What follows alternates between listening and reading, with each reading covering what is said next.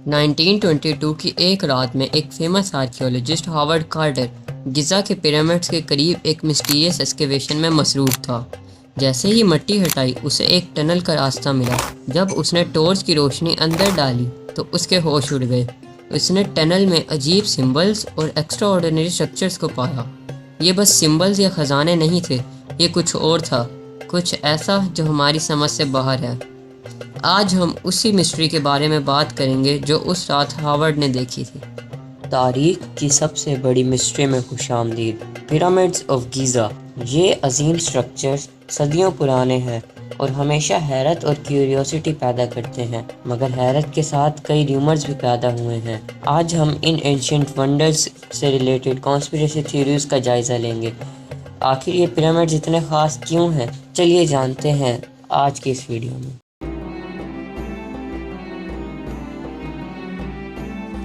My next story is about a 4,000-year-old mystery. How were pyramids built? It's a question many have asked.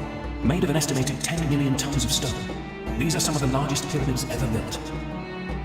The oldest and biggest is the Great Pyramid of Giza. At the mathematical knowledge that is encoded into the Great Pyramid, the measurements that are used in it, even the placement of the Great Pyramid has aroused great interest among Egyptologists.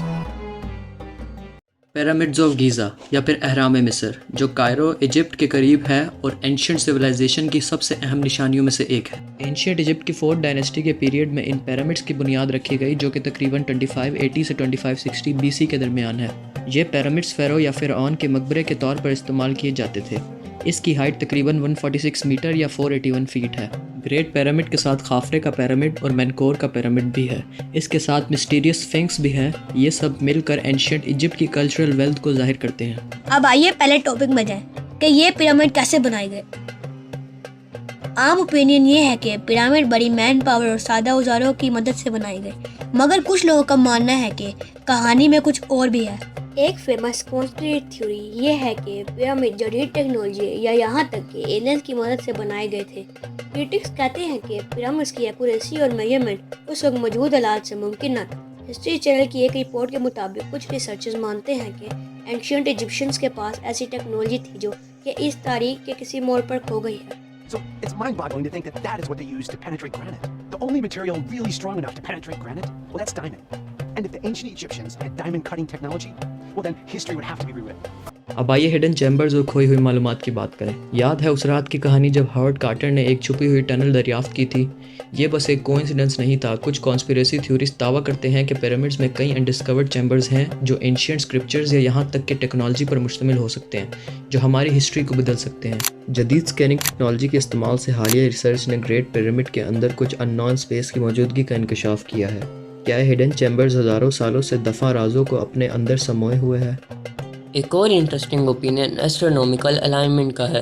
کچھ researchers مانتے ہیں کہ pyramids اجرام فلکی کے ساتھ ترتیب دیے گئے ہیں، جو اینشینٹ ایجپشنز کی ایسٹرونومی کی گہری سمجھ کا ثبوت ہے۔